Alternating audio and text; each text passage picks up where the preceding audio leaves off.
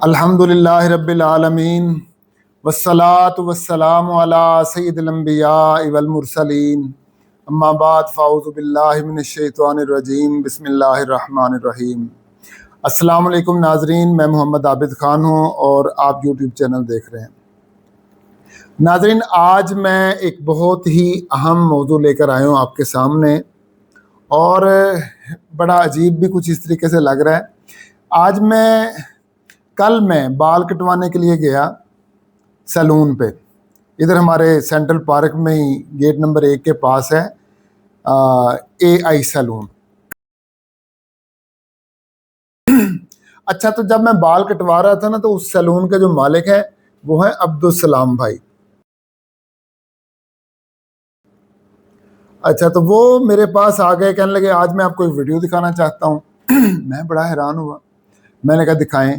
تو انہوں نے مجھے جو ویڈیو دکھائی تو وہ تھی امیر حمزہ صاحب ہیں،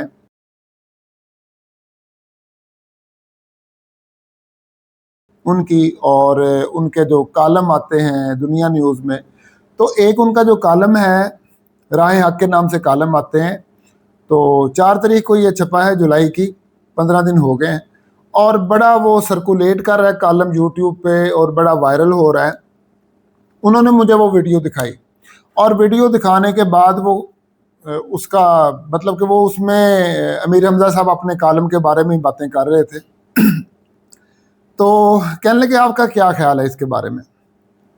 خیر، میں نے اپنا جو موقف تھا، میں نے وہ ویڈیو ساری سنی اور وہ پیش کر دیا ان کے سامنے۔ تو وہ مجھے کہنے لگے کہ اب آپ نے اس کے اوپر جا کے ضرور اپنا موقف دینا ہے۔ تو میں نے ان سے وعدہ کیا، میں نے کہا بالکل ضرور۔ تو ناظرین، دینا ضروری بھی ہے، وہ اس وجہ سے دینا ضروری ہے کہ یہ ایک بڑا ہی نازک معاملہ ہے، نازک مسئلہ ہے، کہ اور ہمارے یہ ایمان کا معاملہ ہے۔ تو جب تک ہم اپنا موقف نہیں دیں گے تو ہماری نجات ممکن نہیں ہے، بالکل بالکل اس میں کوئی شک نہیں ہے کہ ہماری نجات ممکن نہیں ہے۔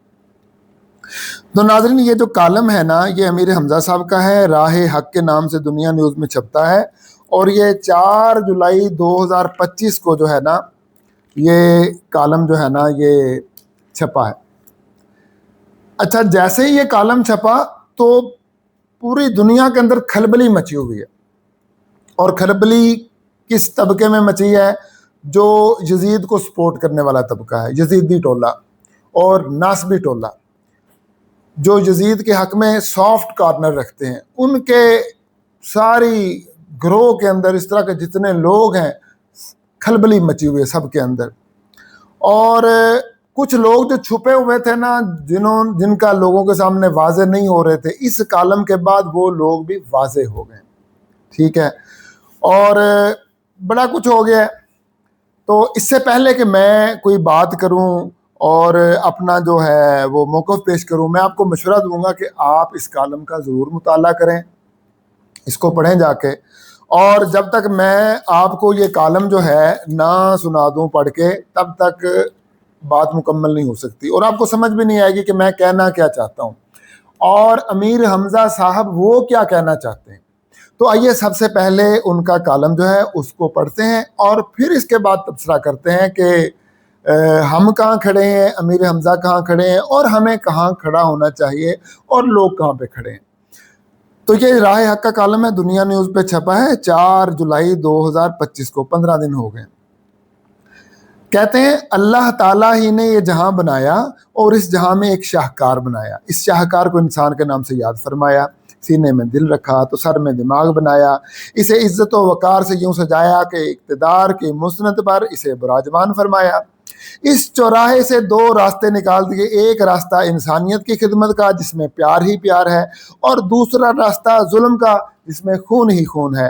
انسانی تاریخ گواہ ہے کہ انسانوں کے درمیان خون کے فوارے پھوٹ نکلے، پر نالوں سے خون آبشار بن کر گرا، ندیاں بہہ گئیں اور خون کے دریا رواں دواں ہوئے، تو اقتدار کے ظالمانہ راستے سے ہوئے۔ ختم المرسلین صلی اللہ علیہ وآلہ وسلم کا زمانہ آیا تو اللہ تعالیٰ نے تمام جہانوں کے لیے حضور صلی اللہ علیہ وآلہ وسلم کو رحمت ہی رحمت اور مجسم رحمت بنا کر بھیجا۔ حضور صلی اللہ علیہ وآلہ وسلم نے اپنے اقتدار کو نبوت و رحمت کا نام دیا۔ اللہ کی مشیت کچھ اس طرح سامنے آئی کہ حضور صلی اللہ علیہ وآلہ وسلم نے 23 سال جو تربیت فرمائی تھی اپنے بعد اقتدار کی مسند کو اس تربیت کے حوالے کر دیا۔ چھوٹے موٹے اختلاف سے قطع نظر یہ تربیت اپنا کام دکھلا گئی، چنانچہ اہل مدینہ کی مشاورت سے جانشین مصطفیٰ صلی اللہ علیہ وآلہ وسلم منتخب ہوتے چلے گئے۔ حضرت عثمان غنی رضی اللہ تعالیٰ عنہ کی شہادت کے بعد یہ مسند حضرت علی المرتضیٰ رضی اللہ تعالیٰ عنہ کو ملی۔ حضور صلی اللہ تعالیٰ علیہ وآلہ وسلم حضور کریم صلی اللہ علیہ وآلہ وسلم محض 6 برس کے تھے جب آپ کی والدہ حضرت آمنہ کا انتقال ہوا۔ آپ صلی اللہ علیہ وسلم اپنے دادا کی تربیت و پرورش میں رہے اور حضرت علی المرتضیٰ رضی اللہ تعالیٰ عنہ کی والدہ اور آپ صلی اللہ علیہ وسلم کی چچی حضرت فاطمہ بنت اسد رضی اللہ تعالیٰ عنہ آپ صلی اللہ علیہ وسلم کا خیال رکھا کرتی تھیں۔ 8 سال کی عمر میں آپ صلی اللہ علیہ وسلم حضرت فاطمہ رضی اللہ تعالیٰ عنہ زوجہ ابو طالب کے گھر ہی میں پرورش پانے لگ گئے۔ حضرت علی المرتضیٰ رضی اللہ تعالیٰ عنہ نے جو ہی ہوش سنبھالا تو حضور صلی اللہ علیہ وسلم کے پاس پرورش اور تربیت پانے لگے۔ حضور صلی اللہ علیہ وسلم کو نبوت ملی تو حضرت خدیجہ رضی اللہ تعالیٰ عنہ کے بعد جس نے سب سے پہلا کلمہ پڑھا وہ حضرت علی المرتضیٰ رضی اللہ تعالیٰ عنہ ہیں۔ حضور صلی اللہ علیہ وسلم نے ہجرت کی تو اپنے بستر پر حضرت علی المرتضیٰ رضی اللہ تعالیٰ عنہ کو سلایا۔ مدینہ میں حضور صلی اللہ علیہ وسلم سرکار مدینہ بن گئے۔ اس زمانے میں جس قدر جنگیں ہوئیں ان میں مجموعی طور پر سب سے بڑھ کر جو تلوار چلی اور جس نے اسلام کے قدم مضبوط کیے وہ حیدر کرار کی تلوار ہے۔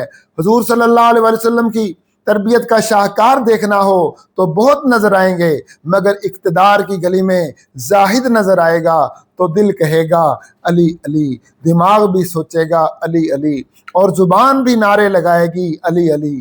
جی ہاں، علی کا لفظی معنی بلندی ہے، سرفرازی ہے۔ اس نام علی کی یاری اپنے معنی کے ساتھ پختہ دکھائی دے گی، پتھر پر لکیر نظر آئے گی۔ حضرت عثمان غنی رضی اللہ تعالیٰ عنہ کے گھر کا معاشرہ تھا۔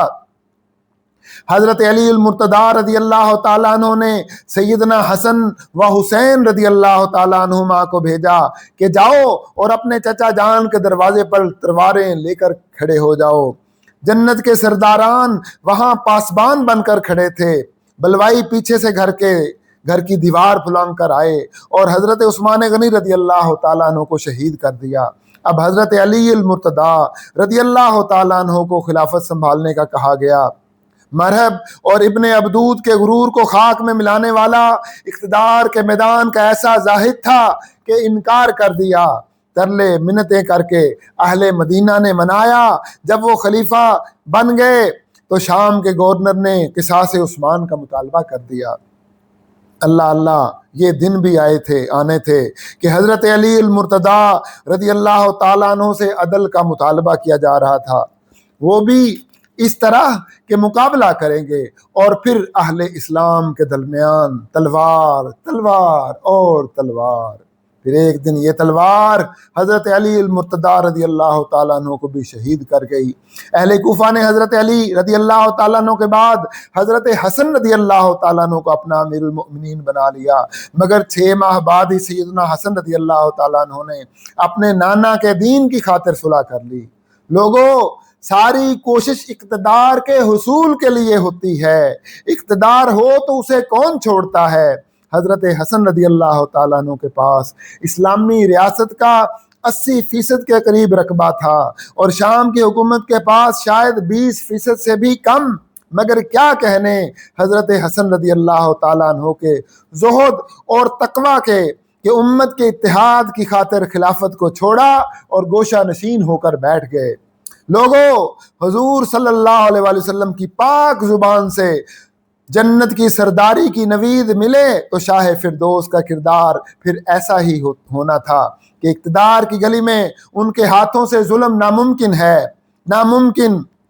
آہ جنت کے اس شاہ کو بھی شہید کر دیا گیا. طیبہ کی زمین پر اب بے حد حسین نام جس کا حسین تھا وہ اکیلا رہ گیا. میں سوچتا ہوں کہ اگر امیر شام ایک نظر حضور صلی اللہ علیہ وآلہ وسلم کے کرم پر ڈالتے، آپ صلی اللہ علیہ وآلہ وسلم کی فیاضی کو ذہن میں لاتے، فتح مکہ کے دن عام معافی کے اعلان کا منظر ذہن میں لاتے اور ترازو ہاتھ میں لیتے، آخرت کی جواب دہی کو سامنے رکھتے اور اپنی زندگی میں اپنے ولی عہد کی بیعت لینے اور حضرت حسن رضی اللہ تعالیٰ عنہ سے کیے گئے معاہدے کی خلاف ورزی کرنے کی بجائے اہل مدینہ کی مجلس کا انعقاد کرتے اور لوگوں کو آزادی دیتے کہ جس کو چاہو اپنا حکمران بنا لو. اگر لوگ حضرت حسین رضی اللہ تعالیٰ عنہ کو اپنا حکمران بنا لیتے تو وہ اٹھتے، ان کے ہاتھ پر بیعت کرتے اور حضرت حسن رضی اللہ تعالیٰ عنہ والا کردار ادا کرتے تو آج سارا منظر نامہ ہی کچھ اور ہوتا، مگر دوسرا راستہ چنا گیا. ولی عہد کے لیے مہم چلائی گئی، لوگوں سے بیعت لی گئی، یوں موروثی بادشاہت کی بنیاد رکھ دی گئی. خلافت علی منہاج النبوہ ختم ہو چکی تھی. اسے دوبارہ پٹری پر چڑھانے کے بجائے امت کو ایک نئی ڈگر پر ڈال دیا گیا جس کا نام بادشاہت تھا. آخر وہ وقت آ گیا کہ جب یزید مسلم دنیا کا حکمران، مسلم دنیا کا بادشاہ بن گیا.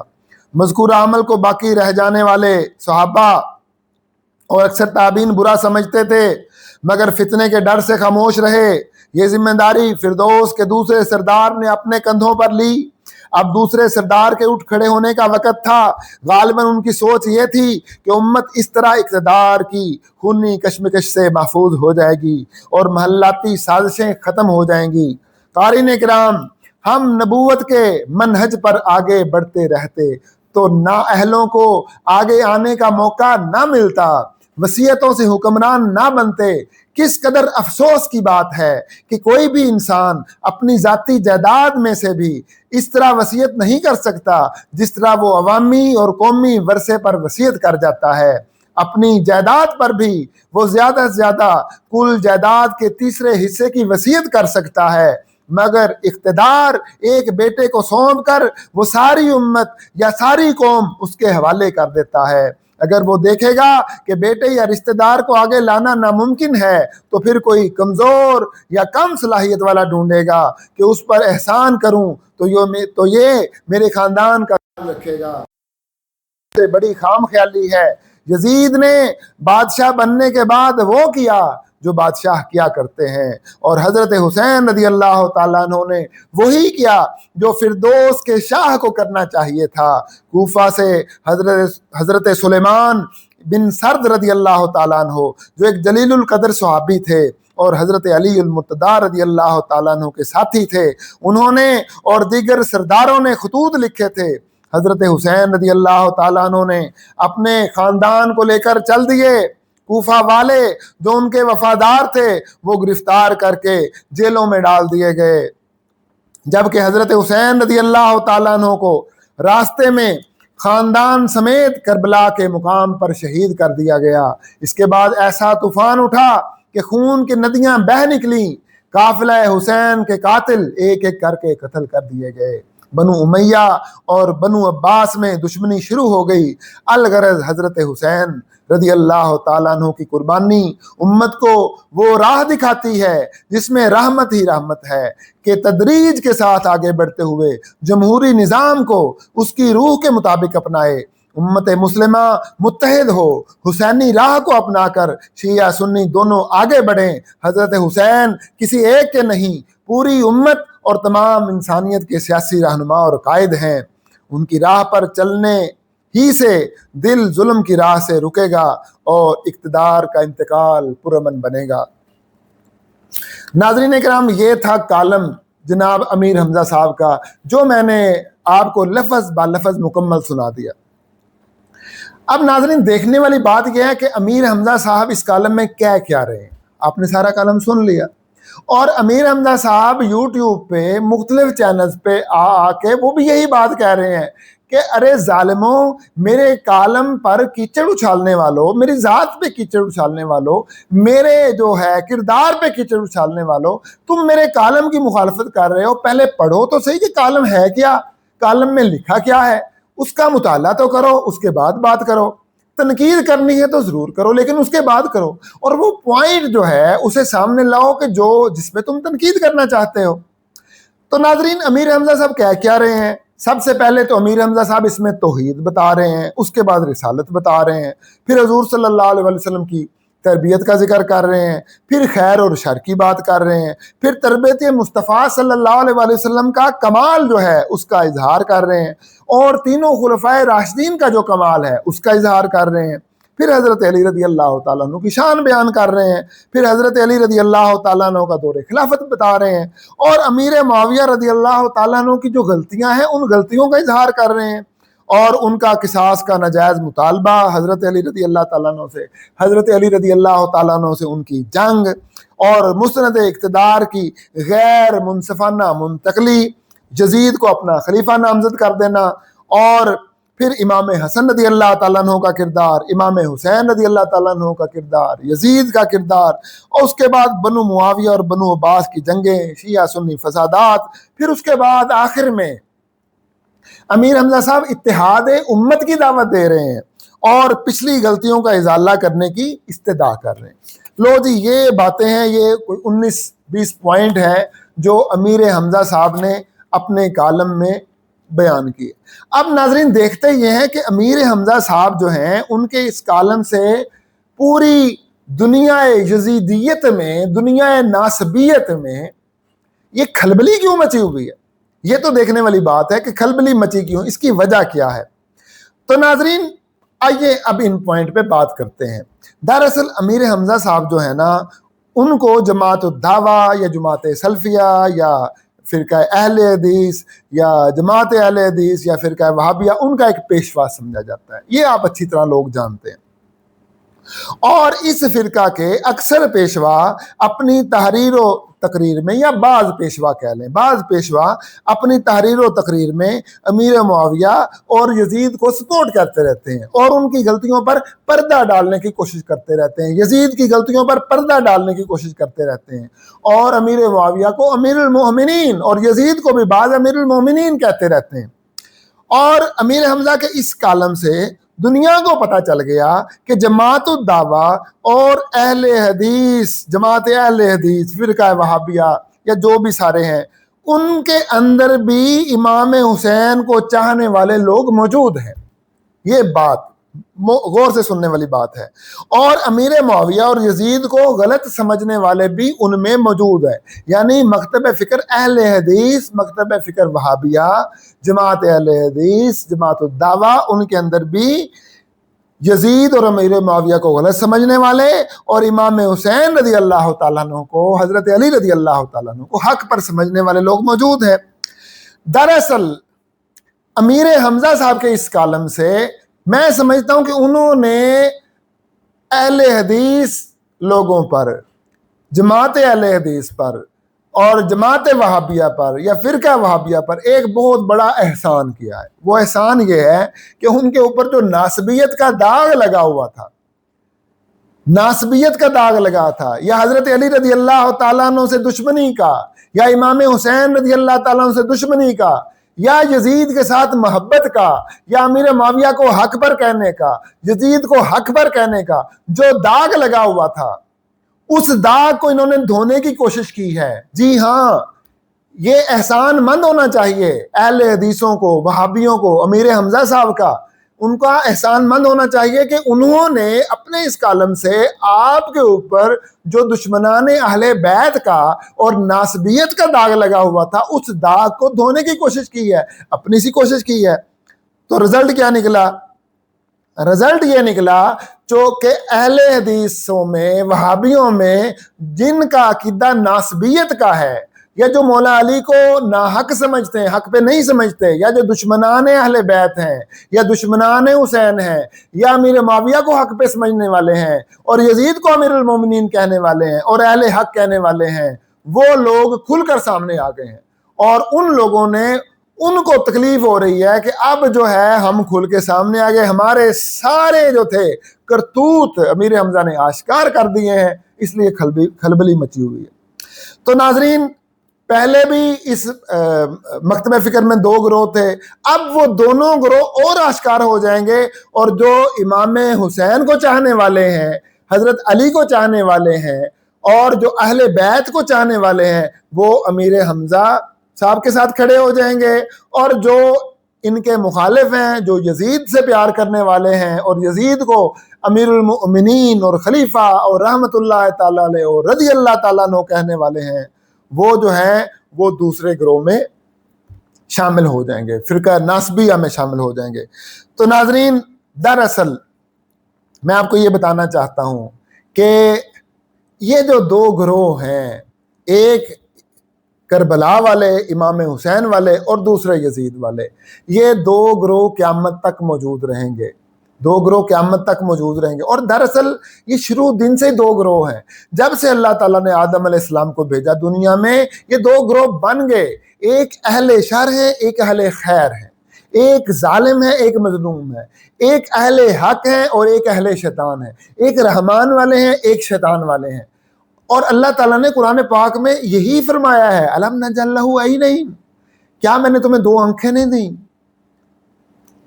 الم نجعل لہ عینین، کیا میں نے تمہیں 2 آنکھیں نہیں دیں؟ ولسان و شفتین، اور زبان نہیں دی، ہونٹ نہیں دیے، وہدیناہ النجدین، اور تمہیں 2 راستے دکھا دیے، ایک حق کا راستہ، ایک شر کا راستہ، ایک یزید کا راستہ، ایک حسین کا راستہ۔